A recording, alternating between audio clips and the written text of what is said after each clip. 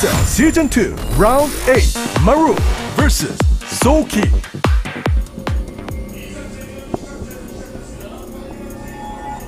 Far spots, tasteless. Yep. Definitely can change the game. Oh, no, he's double raxing. Cheese. Yep. Chuck E. Cheese's where the kids go to lose games real fast. Is that how that Did you ever go to Chuck E. Cheese's when you were a kid? No, I tried to go to Chuck E. Cheese's, but they said I couldn't go in. They're like, sir, we don't let Sir, you're 21-year-old men in here. You're like, but the Ninja Turtles game. I was just going to play pinball. Okay. Well, I guess now I think about it, you know, we have such an international audience. Most people don't know what Chuck E. Cheese's is, but it's like one of those places where your kids go to have birthday parties. Yeah, basically. It's a place where you make your dad, like, put in $10 in the machine so you can beat the Ninja Turtles game. Yeah. There. Oh, whoa. Look at that. That's artwork. a really good drawing. Look at that Hellbat. That looks so That's epic. scary. I feel like I'm watching Gundam Wing right now. David Kim needs to nerf that Hellbat now. I'm a little bit scared. So is Soulkey. This is a proxy Reaper build, and this is something we've seen a lot recently. Now, how greedy will this be? How many drones? Okay, 2 drones after hatch. Any more? Is he going to actually scout that? Okay, oh my god, I almost choked on my water. I thought he was going to... Okay. Very big deal he sees this. He'll go directly into his pool now, and he's like mentally ready. He knows that this is a Reaper build and not a Marine Rush. Yeah. He's got to basically minimize losses as much as possible. It's okay to lose a couple drones to this, for sure. But if you micro perfectly as Zerg, you can basically keep all your drones alive still. We've seen Effort actually do this specifically against Maru in the past.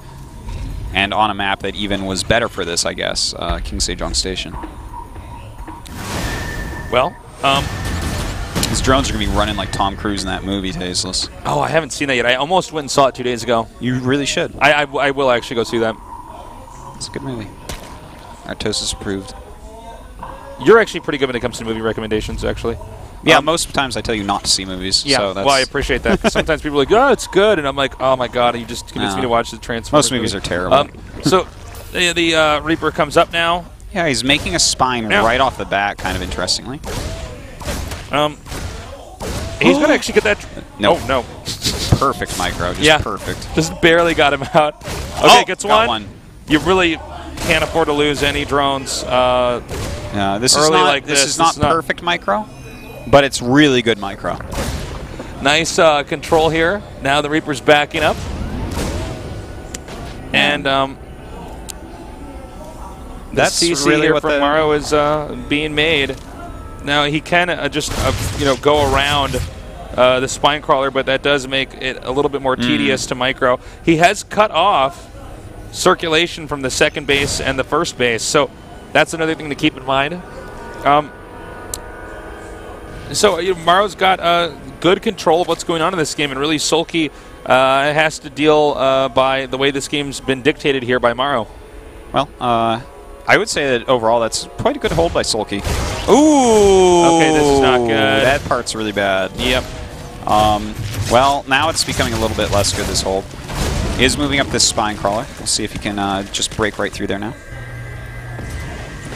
Nice job sending this one Reaper back here.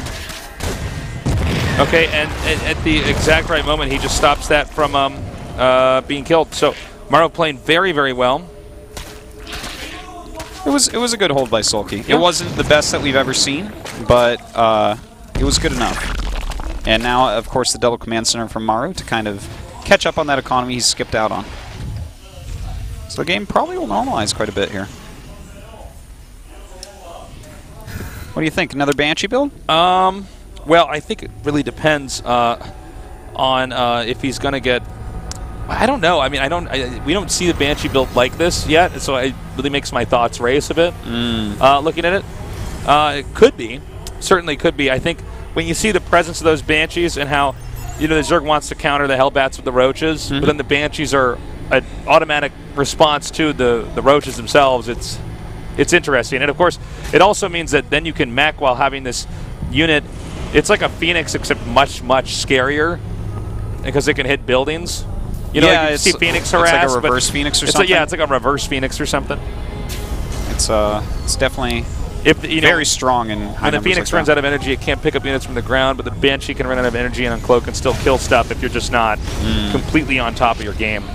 Well, and he's going to get 1 Viking here for starts. Now, that doesn't mean he's not going to go for Banshee still, because it's not uncommon to get a Viking in a lot of different Terran builds, simply to start clearing out Overlords that are out on the map. And this is a great map to do a strategy like this, because there's a lot of just cavities you can see right here between this Viking and the Overlord. A lot of places you can park Overlords that they can never really be touched for most of the game. Well, is that a Zealot's belly button? No, it's okay. It's actually a Hellbat. So, actually, another great art, bit of art here. Yeah, there's a lot of that today. A lot of artistic Maru fans out there. I do like that Viking quite a bit, Tasteless, because the map is so big. To clear out the Overlords early on is going to up the success rate of his drops quite a bit, so that's cool to see. And he is going right into double eBay and kind of interestingly getting a reactor on that starport. And I wonder if he's immediately going to go into medevacs with that, or if that's... I feel like it's just to build reactors with for now. It could be, yeah. Okay, well, the 2 eBays get done here, so it could not be more abundantly clear that he's not going for mech this game. Yeah, that would be quite a way to throw him off. That would be the most... the most epic and, I would say, very likely, very cost-inefficient way to throw your opponent off. You're like, well, I'll just make 2 eBays and then I'll upgrade them at the front of my base so that way eventually, when my mech army comes out, and by the way, my mech army will be much weaker and smaller because I spent money on these eBays and upgrading there. You know what you do there, Taste? You cancel the +1 attack, and then the +1 armor just goes towards those SCVs, which repair your mech units. Wow. Cancel that +1 attack right at the end. It's such a sick move. Right at the end. I love that. You let him leave a ling outside your base the whole game. It's like, well, this is not even really how this game's supposed to work, but... Well, we have a lot of roaches on the way, 1/1 upgrades as well as speed. And on a map this large, this is actually like a very old way to do things. Like defensive... And the thing is, you can obviously get offensive with speed roaches as well, but like his defense will be basically impossible to break in these early stages of the game by getting 1/1 and speed on his roaches and having this creep. It's just, you're not going to break through with a frontal assault. It's going to take a very long time because those roaches, in the early game at least, are very nice. Let's see how Maru does here against Soulkey with the bio. We've seen before Maru's been very good with mech. But, you know, I would actually say I feel like Maru's overall bio play is better than even his mech. Yeah, you know, I would definitely agree with that. It's like, well, it's the best in the whole world right now. So the roaches come over here. Maru's opted to not engage this right now. So he's not mining from that base, but that's not a huge deal for Maru right now. What he really needs to do is do more damage. And, you know, whenever Terran invest in roaches like this, their equity decreases as the game goes on. Yeah. So you really have to do damage. Like, not just lift a command center. There's no SCVs there. He killed, like, a depot or something. This is not what he needs. And once again, I thought Maru was going to wait a little bit longer to push out here, but I guess he's identified there aren't more roaches coming up, so with the next round of attacking units to come in here. Well, I think he's realized he really needs to get that third base landed. He can't just have that floating there and be sitting on 2 bases. And this medium amount of roaches was designed to slow that down as much as possible. And I really, again, like this medium amount of roaches because it's going to add a lot into his defense of this push that's coming across the map. This push is not going to... Like, if he was trying to defend this with just Ling Bane, that would be difficult. But with these roaches mixed in, I don't think there's any way he's going to lose his third right now or anything like that. So, I like this. This is really cool by Soulkey. And here comes this push up here from Maru, landing the Viking even. He wants as many things as possible to tank any Baneling hits. And the mutas are now out. This is a pretty good army here from Soulkey. Now, notice Maru's already split up his army pretty well here. And it looks like Soulkey should be able to take this no problem. Yeah. And, you know, those roaches, as I was saying, their equity does go down later on in the game, but in an attack like that was a really quick counterattack there from Maru. When you have Lings, Mutas, Roaches, and Banelings, that becomes another level for Terran to deal with, and that's why usually you see Terrans, when they're going to do an attack like that, they attack out a little bit later with the Roaches, because, I mean, these Roaches are just taking up a bunch of supply. Yeah. Usually the Zerg's tech has been slowed down. The whole process of teching up has been slowed down. He should have waited quite a bit longer there to attack, really. When you see 1/1 speed roaches on creep like that, I mean, are you really going to break them right there with a Right. Widowmine-based army? Like, the Roaches are literally there to counter the Hellbats and the Widowmines. Right. So, I mean, it wasn't that great of a little push. When I used to watch Marine King, and I'll even say it here with Maru now, I feel like Maru wins so many engagements he maybe shouldn't because his micro is just so good that it might just slightly, cause him to push just earlier than we would normally think. Yeah. It also does keep the Zerg pretty honest, Okay, so we have another attack coming out here. This is just so many Roaches and Banelings. But I think with that next group of reinforcements coming up now, and the Widowmine's burrowing, it just still won't be enough. There's actually just so many Roaches in this army. He's actually made just so much more. Yeah, that was. And right now, Maru is feeding into Soulkey. He certainly did there. He needs to sit back here. Well, he's trying to set up some sort of defensive line here, but these Roaches doing a great job against the Marines mostly that's coming out. And the few Banelings he has really helping that out as well. But it's time for him to actually run home. Well, you know what? He's rallying more units up, but until he gets those Banelings, using these Roaches, they'll just get out microed, so he's got to be careful about that. Well, Maru now gunning down the one Baneling, or actually two Banelings that were coming over there. Meanwhile, the Lings and Roaches just doing too much damage here. And in fact, he's killed off quite a few SCVs. More Banelings rolling up. Maru in a lot of trouble here. Soulkey taking quite a supply lead at the moment. And he's actually been driven back. Oh my god! Okay, the Banelings don't connect there with the SCVs.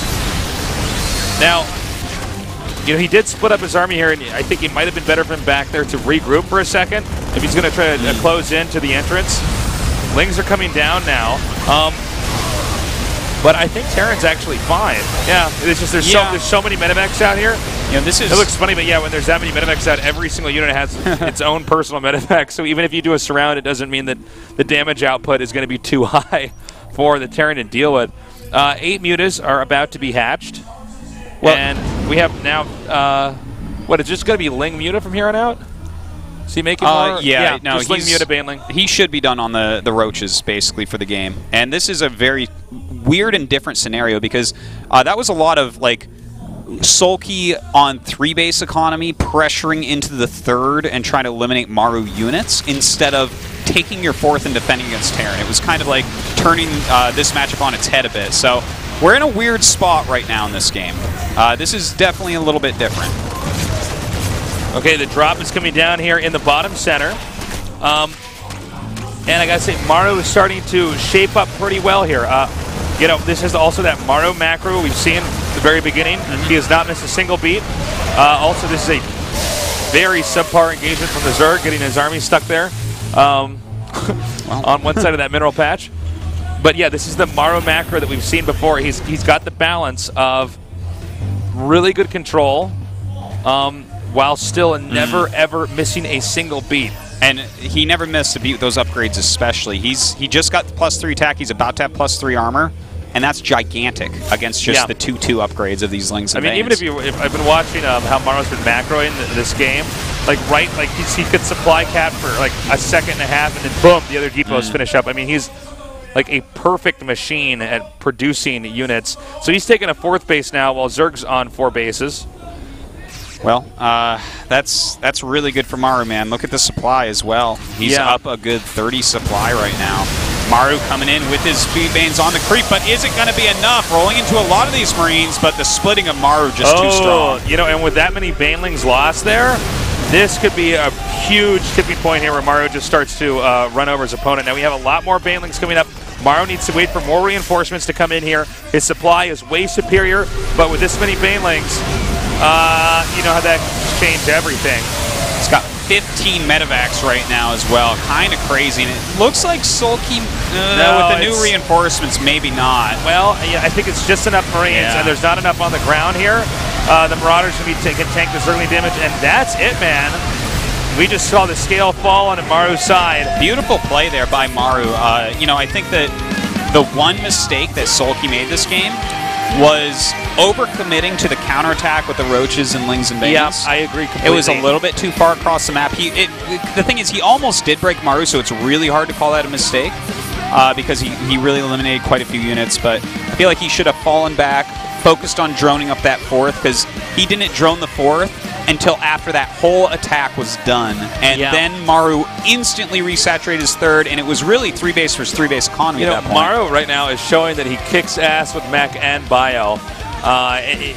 If we were to erase my memory here and just cover up the Zerg's name, who that was, and ask me, after those 2 games, which Zerg was that? It's a Code S Zerg. I would not have thought it was Soulkey. I mean, Maru is actually way outclassing Soulkey. This is not what you or I expected here at all.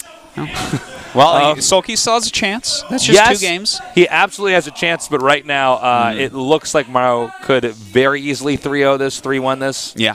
We'll have to see. We're going to take a short break, and when we get back, we're going to go on to game number 3 here with Maru and Soulkey. Stay tuned.